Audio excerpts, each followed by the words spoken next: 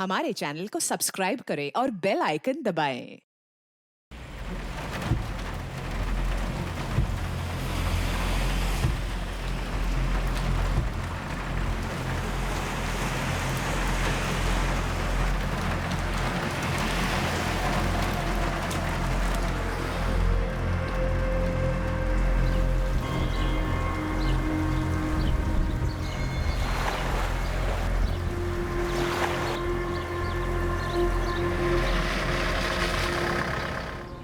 देख पा रहा हूं, तूने मेरे बारे में जो कुछ भी सुना है ना, सब सच है।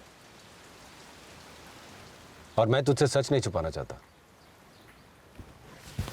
लेकिन मैं तेरे से वादा करता हूं, मैं तेरे लिए खुद को बदल लूंगा। और कसम से जब से मैं तुझसे पहली बार मिला हूं ना, मन में सिर्फ एक ही ख्याल आता है कि बस अब और नहीं, अब जिंदगी पहले जैसे नहीं रहेगी।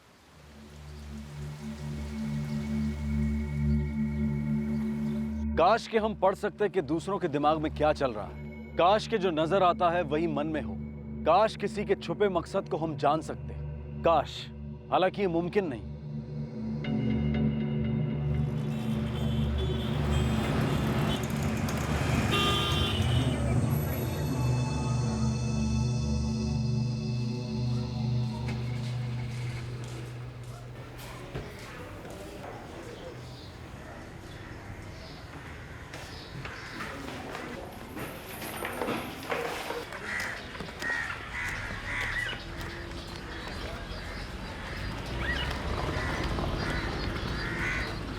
પારુલબેન, એકદમ નવી ડિઝાઇન છે, તમારા ઉપર બહુ જ સારી લાગશે. दिखाइए. શું લાગે છે? आ सारी है, पर मुझे ना वो वाली दिखाई. આ પણ એકદમ લેટેસ્ટ છે. આ જો.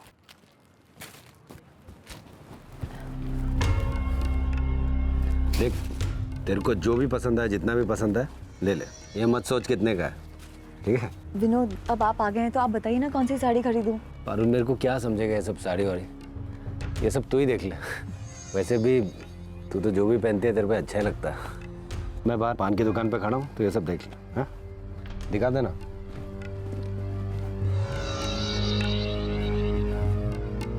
શું કરું લક્ષ્મણભાઈ? સારી કા બિલ બનાવું કે નહીં? शो करो कोई समझ नहीं पड़ती। विनोद भाई की होने वाली बीबी है ये। अरे पर 12 साड़ी पसंद की उसने.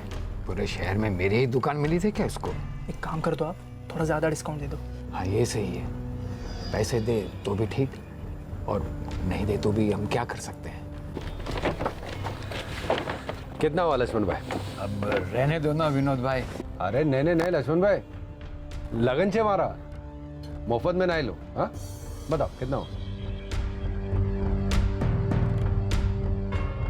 अरे दिखाओ यार, बराबर है ना? देखो, अगले हफ्ते लगन है हमारा, आपको आना है। कार्ड भिजवा दूंगा, भूलना नहीं। जय श्री कृष्ण। जलेबी जैसा टेढ़ा आदमी सुधर कैसे गया?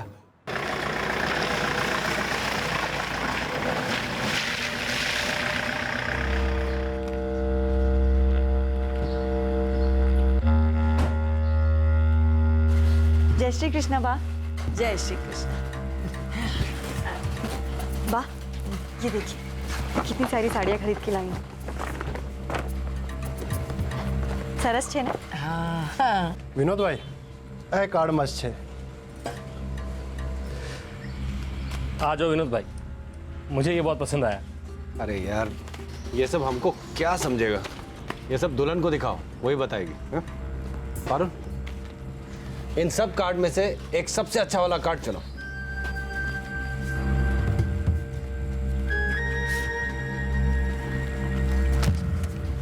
ये अच्छा लगा? धीरेन, ये कार्ड की 5000 कॉपी छपवा दो। हाँ? सारे शहर में ये कार्ड बांटो, सबको बुलाना है शादी में। ठीक है भाई, थाई जैसे. पुनीत, तू पारुल को घर छोड़ के आ जा। भले विनोद भाई, चलिए भाभी।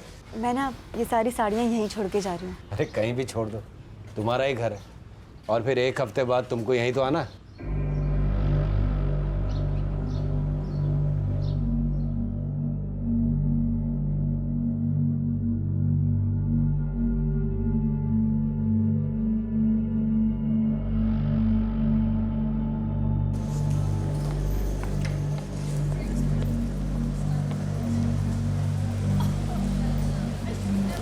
ચાલો છોકરાઓ, તમારી ભૂગોળની ચોપડીઓ ખોલો.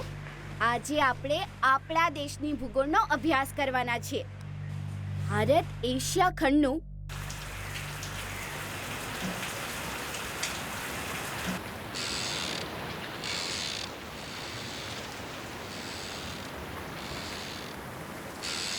कोकिला, पारुल ने फैसला सोच समझ के तो किया है ना? इन्हें खबर है वो क्या कर रही है.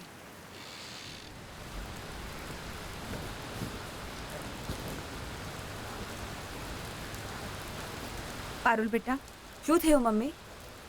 तूने ठीक से सोच लिया है ना? मतलब तू जो करने जा रही है. 4 दिन बचे हैं लगन को. तुझे क्या लगता है मैं बिना सोचे समझे करूंगी क्या? भले तू जो ठीक समझे.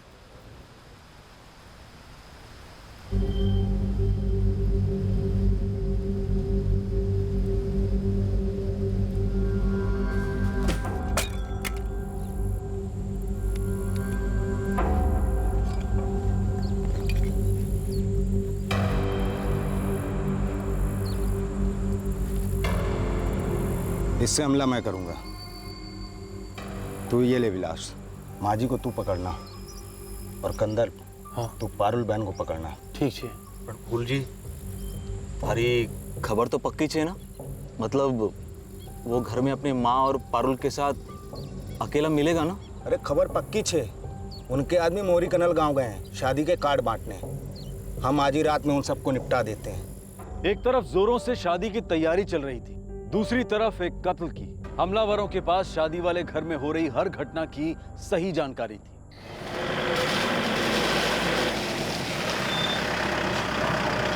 मैंने ये सारे पैकेट्स अंदर रख देती हूँ और बासी भी मिल लेती हूँ. फिर आप मुझे घर छोड़ दीजिए. तो फिर तुम खाना भी यहीं खा लेना ना, उसके बाद मैं तुमको घर छोड़ देता हूँ. ठीक है. जय श्री कृष्णा बा. जय श्री कृष्ण बेटा. बा खाना खा लेते हैं. हाँ, मैं तुम दोनों की राह देख रही थी. चलो. मैं 2 मिनट में हाथ मुंह धो के आता हूँ. ठीक है, 2 मिनट. बा, मैंने ना गहने खरीदे, तब तक दिखाऊं? हाँ दिखाओ ना. अरे वाह.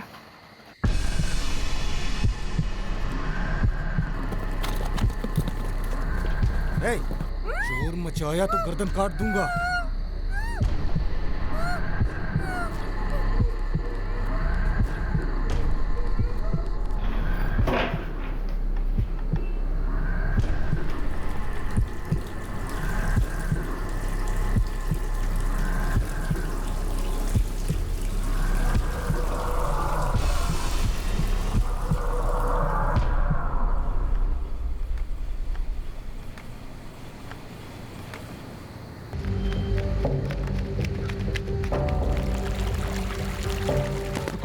राइट साइड को.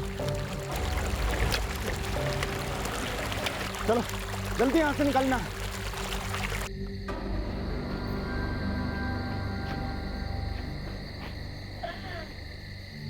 मैं विनोद का बीच का भाई धवल चौहान हूँ. विनोद हमारा सबसे छोटा भाई था. हमारे बड़े भाई हितेन बाहर बा के साथ में है. पारुल ने हमें ये सब होने के बाद फोन किया. हम लोग फौरन यहाँ चले आए. जब ये सब हुआ तब पारुल यहाँ विनोद और बा के साथ में ही थी. 3 लोग थे. उनमें से 2 ने मुझे और बा को पकड़ा. बोले अगर आवाज की तो जान से मार देंगे. तीसरा अंदर गया. कुछ देर बाद जब वो बाहर आया तो तीनों भाग गए. जब मैं अंदर आई तो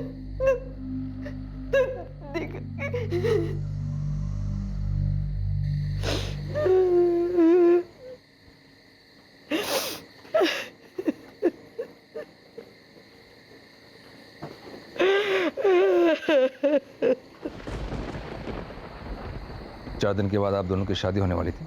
जी हाँ, हम आज ही शादी के गहने लेकर आए. खाना खाने के बाद वो मुझे घर छोड़ने जाने वाले थे. आपने उन दिनों का चेहरा देखा? उनके चेहरे ढके हुए थे.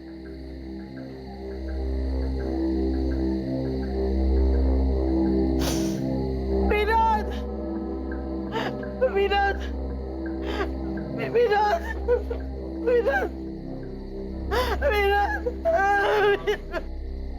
सर, एक बात तो साफ है, वो तीनों विनोद चौहान को मारने के इरादे से आए थे, वरना इतने गहने खुले में रखे हैं और किसी ने हाथ तक नहीं लगाया।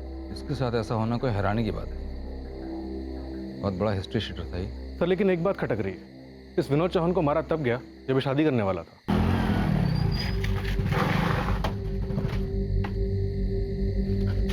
विनोद भाई, विनोद भाई, ये क्या हो विनोद भाई, विनोद विनोद भाई, विनोद भाई, विनोद भाई, विनोद भाई।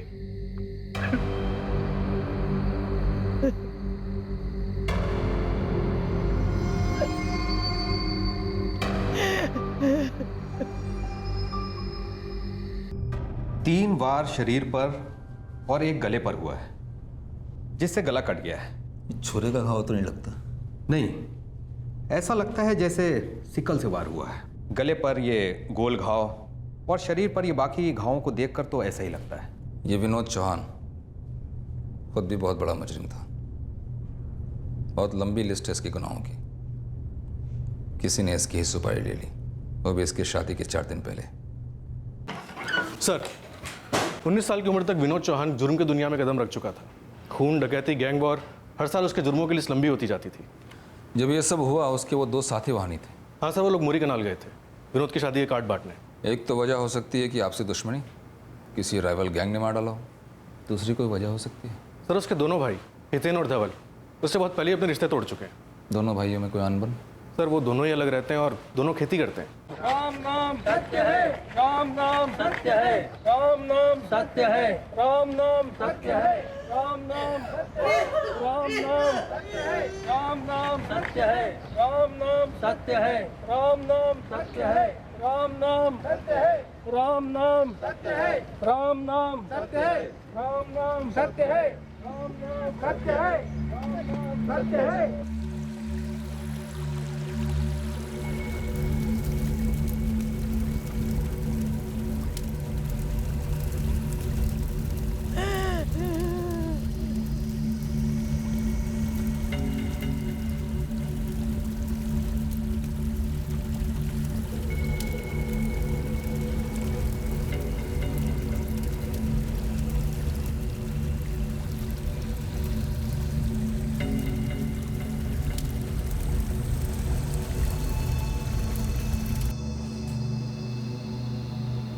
विनोद अपने सारे गलत काम छोड़ चुके थे सर। अब इतनी आसानी से भी ये सब काम नहीं छोड़ते। 21 साल तक खून खराबा, एक्सटॉर्शन, मर्डर करने के बाद सिर्फ उसके कहने भर से रातों रात ये चीज़ें गायब नहीं हो जाएंगी। अगर उन्हें किसी से खतरा था भी तो भी उन्होंने मुझे कभी इस बारे में कुछ नहीं बताया। आपका कहने का मतलब है कि आपको पता ही नहीं था कि विनोद कितना नामचीन गुंडा है, उसके ऊपर कितने एक्सटॉर्शन और मर्डर के केसेस चल रहे हैं। जब मैं उनसे पहली बार मिली थी तब मैं नहीं जानती थी कि वो क्या करते हैं। ये सब मुझे उनसे मिलने के बाद पता चला। कब मिली थी पहली बार? कुछ महीनों पहले। अब विनोद चौहान इतना भी अनसुना नाम नहीं है जिसके बारे में किसी को पता ना हो। शहर के सारे दुकानदार उसके नाम से थर थर कांपते थे और आप कह रही हैं आपको पता नहीं था। मैं नहीं जानती थी उनके बारे में ये सब, लेकिन जब पता चला तब उन्होंने मुझसे ये वादा किया था कि वो ये सब काम छोड़ देंगे। मैं तेरे से वादा करता हूँ, मैं तेरे लिए खुद को बदल लूंगा। घर बसाने से पहले उसने सारे बुरे काम छोड़ने का फैसला ले लिया था। जी हाँ। जुर्म वाला आती तो एक वजह है ही इसकी। आपके हिसाब से और कोई वजह है इस मर्डर की? मने खबर न थी। धीरेन, पुनीत, तुम दोनों विनोद के 2 हाथ थे, एक दायां एक बायां। मैं मानने को तैयार नहीं हूं कि तुम दोनों के इस हमले की कोई खबर नहीं थी। उस रात चुपचाप दोनों निकल लिए। साहब, हम लोग विनोद भाई के लगन का निमंत्रण बांटने मोरी कनाल गए थे। और जो थोड़ी पन खबर होती ना सर कि विनोद भाई के साथ ऐसा कुछ होने वाला है, तो हम लोग कभी उनको अकेला नहीं छोड़ते। ऐसा कैसे मान लो कि तुम दोनों को पता ही नहीं था? विनोद भाई ने सारे गलत काम छोड़ दिए थे। वो तो घर बसाने की बात कर रहे थे। तुम चाहते हो कि मैं तुम्हारी बात पर यकीन कर लूं? सच यही है सर, विनोद भाई अपनी बा के बहुत करीब थे और आखिर उन्होंने अपनी बा की बात मान ली। बेटा, तू जे करे छे ना बराबर करे छे। ऐसा कितने दिन चलेगा? मैं भी थक चुका हूं बा। मुझे भी अब एक अच्छी जिंदगी जीनी है। पहले खेती बाड़ी करते थे ना, बस वही करूंगा। पुनीत, धीरेन, देखो अगर तुम लोग चाहो तो मुझे छोड़ सकते हो, क्योंकि मैंने अब सोच लिया कि मैं किसी हथियार को हाथ नहीं लगाऊंगा और सारे गलत काम बंद कर दूंगा। विनोद भाई, हम हमेशा आपके साथ रहे हैं और आगे भी रहेंगे। आप जो भी काम करेंगे हम आपके साथ हैं। विनोद भाई इतनी आसानी से नहीं छोड़ेंगे आपको। और ऐसा क्या था जिसने विनोद जैसे आदमी को संत बना दिया? प्यार? हाँ साहब, विनोद भाई पारुल भाभी से बहुत प्यार करते थे।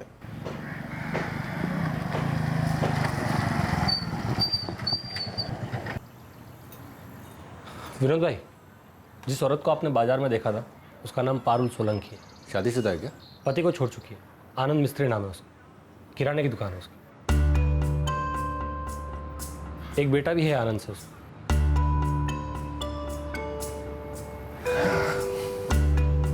तेरे को क्या लगता है पसंद करेगी मुझे? कर से नहीं विनोद भाई, और बात करवा मैं શું વાંધો છે? अभी वो अपने मायके बोरपारिया में।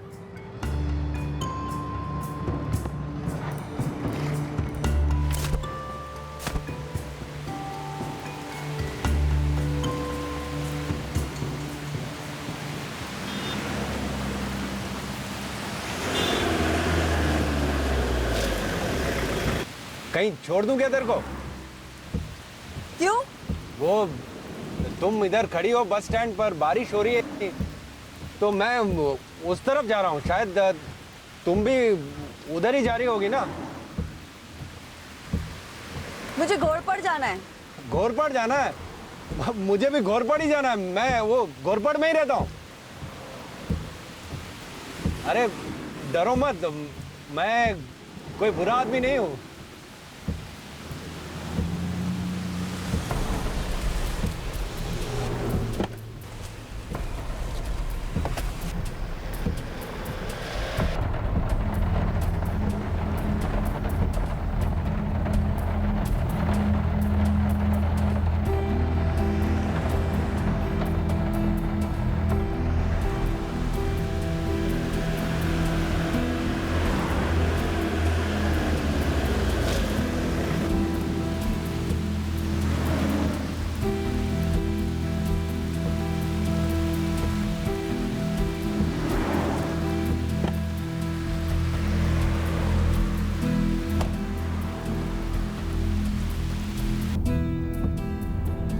आप रोज घोड़पड़ से बोरपारिया आते जाते हैं? हाँ, वो मेरा काम वो साइड पड़ता है ना, तो और आजकल तो घोरपड़ से बोरपारिया जाना अच्छा लगने लगा है।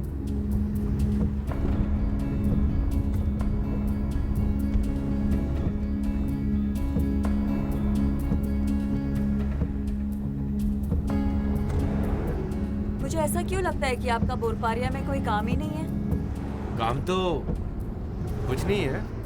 तो फिर आप रोज क्यों आते जाते हैं? ये सब क्या सिर्फ इसलिए कि मैं आपके साथ रोज सफर कर सकूं? यही वजह है ना?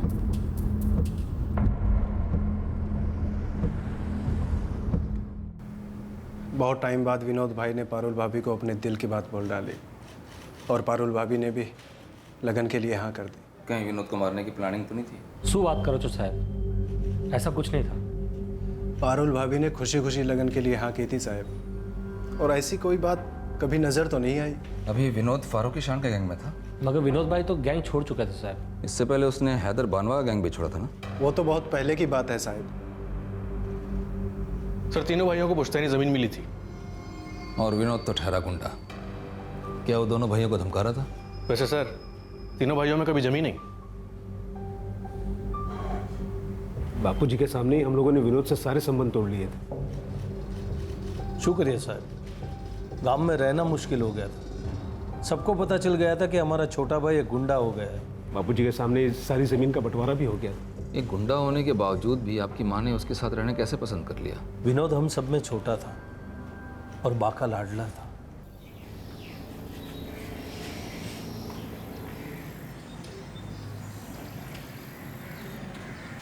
एक तरह से अच्छा ही हुआ कि लगन नहीं हुआ। पारुल का फैसला एकदम गलत ही था।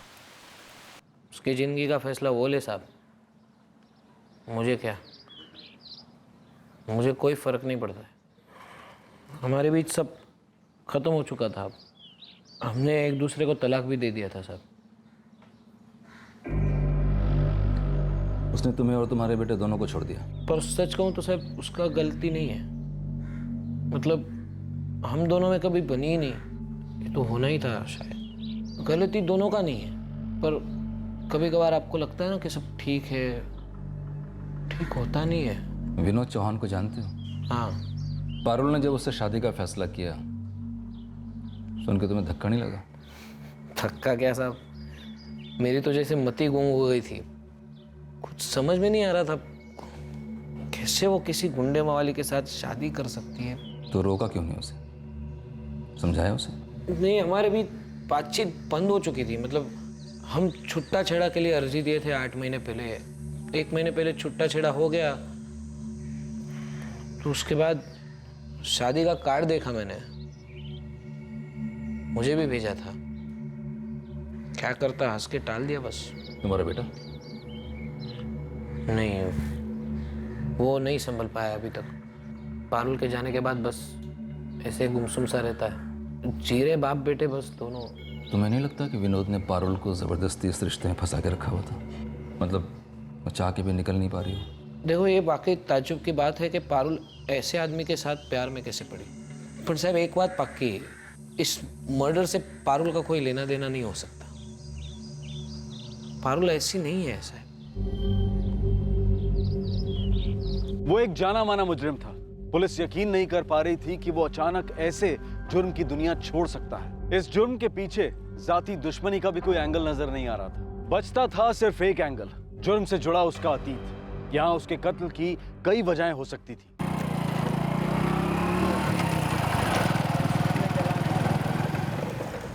साहब, ये 3 लोग जो मर्डर किए थे,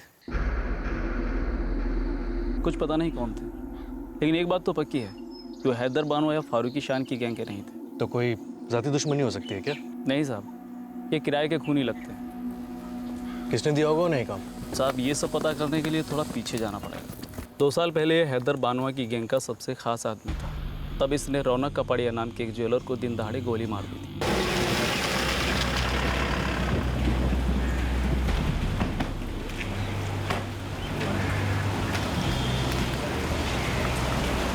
क्या रौनक भाई, 2 महीने का टाइम दिया तुमको। हाँ, 12 फोन किया, ना तुम फोन उठाता है ना तुम्हारा पैसा आता है। अरे विनोद भाई, कहाँ से लाऊं 50 लाख रुपए? धंधा भी नहीं है। जितना बन पड़े मैंने हैदर भाई को दे दिया। अब आप हर रोज मांगते रहेंगे तो मुझे तो अपना धंधा छोड़ के आपकी गैंग में काम करना पड़ेगा। साला बाप दादा के जमाने से ये सोना चांदी का बिजनेस कर रहा है। इतना दबा के रखा है कि तेरे आने वाली 7 पुश्तें खाएगी, और बोलता है कि पैसा नहीं है। तो ले, आज से तेरा ये धंधा ही बंद। हाँ?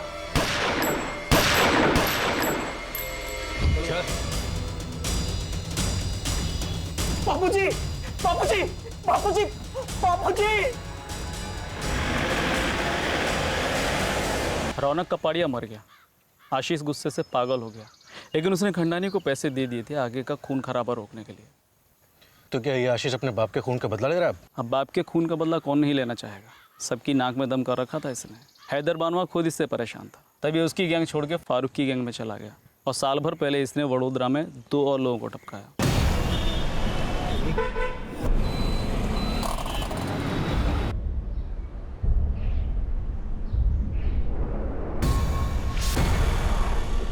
विनोद भाई, एक बार बात कर लें क्या? अरे कोई बात करने की जरूरत नहीं है।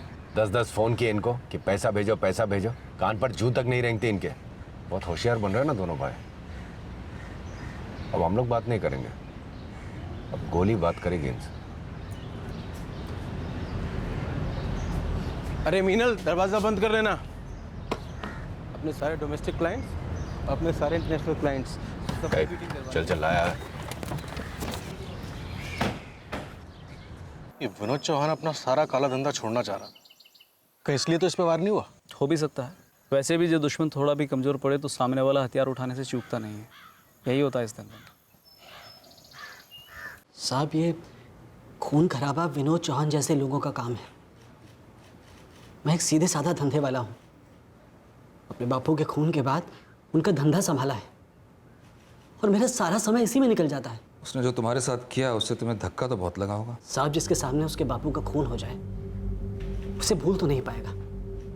मेरी आंखों के सामने गोली मार दी थी मेरे बापू को। तो तुम चाहते ही होगे कि विनोद चौहान जैसा आदमी मारा जाए। मुझे इस बात का जरा भी दुख नहीं है कि विनोद मारा गया, लेकिन साहब मेरा घर बार है, धंधा है, ये बदला बदला लेना मेरे बस से बाहर है। सर, आशीष के कॉल रिकॉर्ड्स और कॉन्टैक्ट से ऐसा कुछ नहीं लगता है इस केस में उसका कोई हाथ होगा।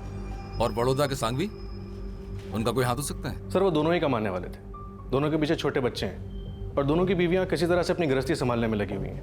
मुझे नहीं लगता उन लोगों को कोई हाथ होगा। विनोद ने रौनक कपाड़िया को तब मारा जब वो हैदर बानवा के ग्रुप में था। सांघवी ब्रदर्स को तब जब वो फारूक शान के ग्रुप में था। सर उसका इन दोनों गैंग्स को छोड़ना उसके खून की वजह हो सकता है।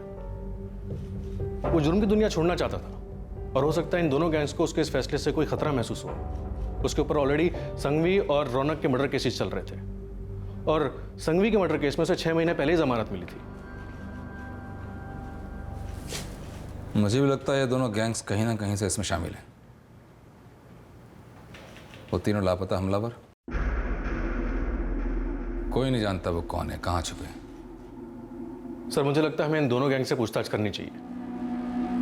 मुझे भी ऐसा लगता है। हो सकता है वहीं से कोई सुराग मिले।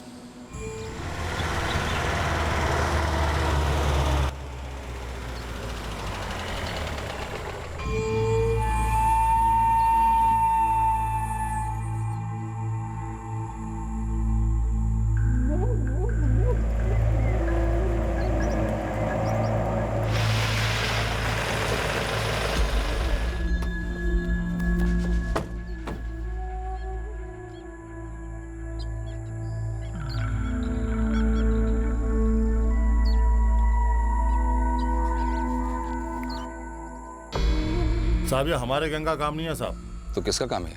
यही तो पता नहीं चल रहा साहब।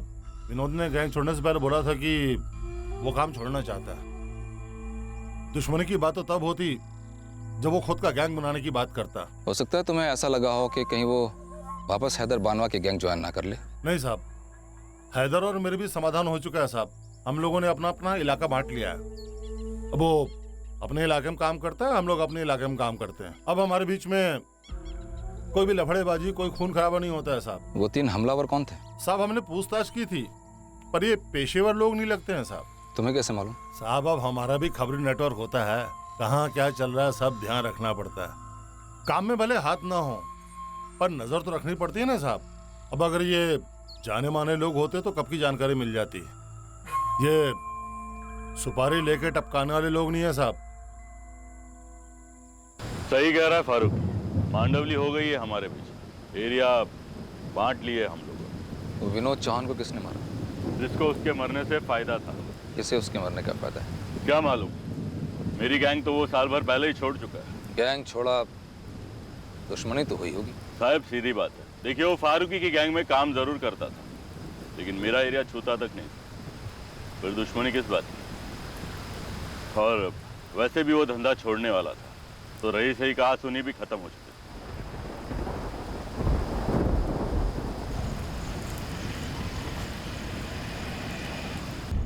किसको फायदा हो सकता है इसकी मौत से? और ये कोई गैंग्स की दुश्मनी का मामला भी नहीं है और ना ही किसी की जाती दुश्मनी का मामला लगता है। 3 लोग, न किसी गैंग का हिस्सा, न कोई पेशेवर मुजरिम, कोई क्रिमिनल रिकॉर्ड भी नहीं है इनका। ऐसे गायब हुए खून करके कोई सुराग भी नहीं है इनका सर।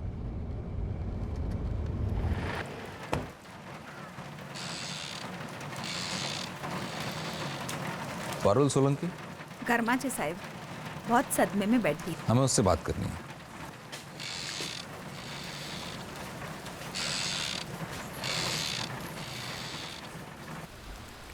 कुछ याद आ रहा है आपको? कुछ भी जिससे हमें उन्हें पहचानने में मदद मिले।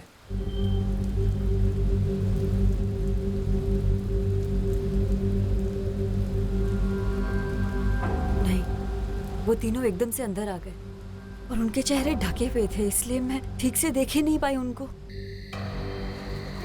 शोर मचाया तो गर्दन काट दूंगा। याद कीजिए, हो सकता है उन लोगों ने आपस में एक दूसरे को गलती से नाम लेके बुलाया हो। चलो चलो निकलो, जल्दी भागो, जल्दी जल्दी भागो। उनमें से किसी ने भी एक दूसरे को नाम लेके नहीं बुलाया।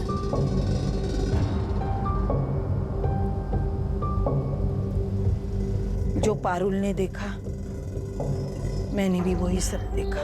विनोद ने जब जुर्म की दुनिया को छोड़ने का फैसला किया, उसने कुछ बताया आपको कि उसकी जान को खतरा हो सकता है?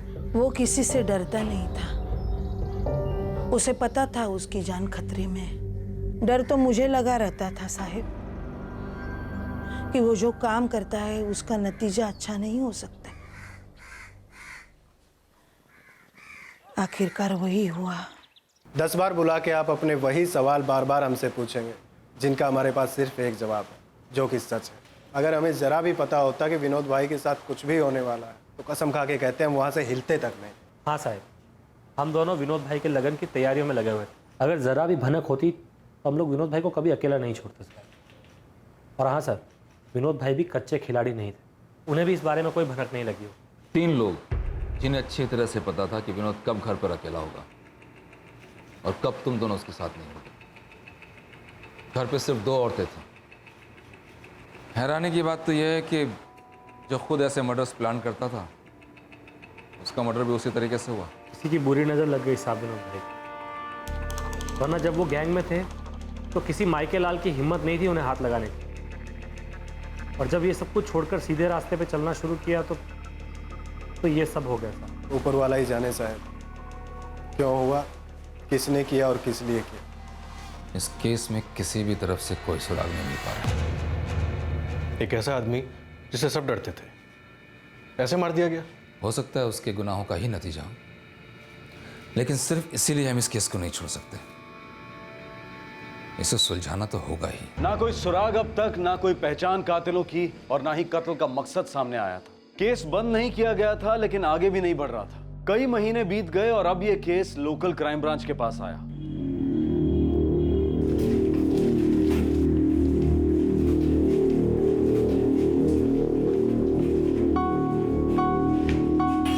Sir, Vinod Chauhan murder case की फाइल देखिए, कोई सुराग नहीं मिल रहा है। तुम्हें क्या लगता है? सर, सारे एंगल्स की जांच हो चुकी है, कोई भी एंगल छूटा नहीं है। ना ही कोई क्रिमिनल बैकग्राउंड का मामला है और ना ही कोई पर्सनल दुश्मनी है। अभी तक ये पता नहीं लगा है कि वो 3 लोग कौन थे और कहां से आए थे।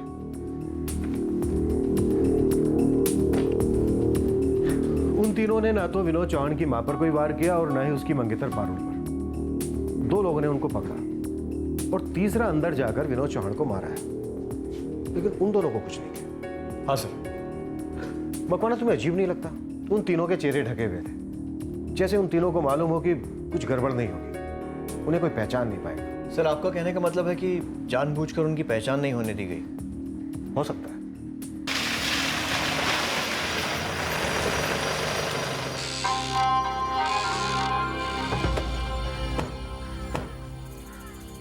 पारुल यहाँ नहीं है साहिब। कहाँ गई है? वो अपने पहले पति आनंद मिस्त्री के घर वापस लौट गई। पहला पति? उसका तो तलाक हो गया था ना? जी साहिब।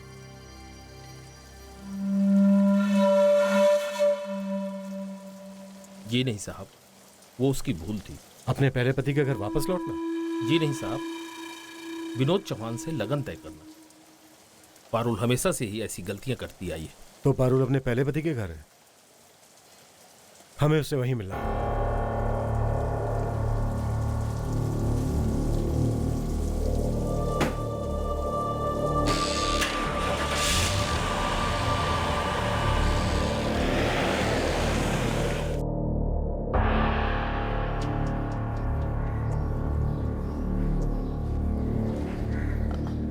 आनंद, मुझे माफ कर दो। जो कुछ भी हुआ, जो तुमने सहा, जो हर्ष ने सहा, वो सब मेरी गलती थी। पारुल, जो भी कुछ हुआ उसे भूल जाओ। शायद वो होना जरूरी था। उससे तुम्हें पता तो चला कि तुमने क्या खोया है।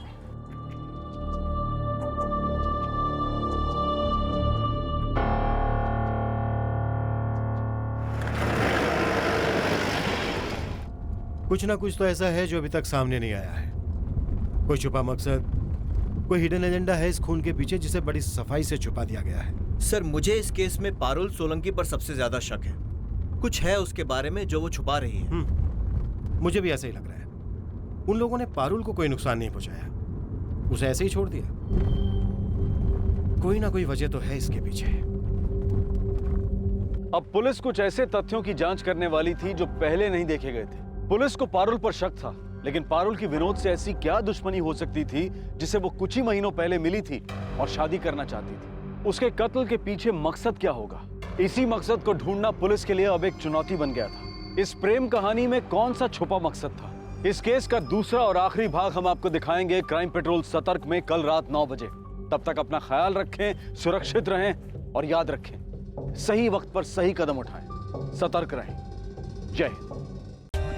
For more updates, subscribe to our channel, click the show links and enjoy watching the videos.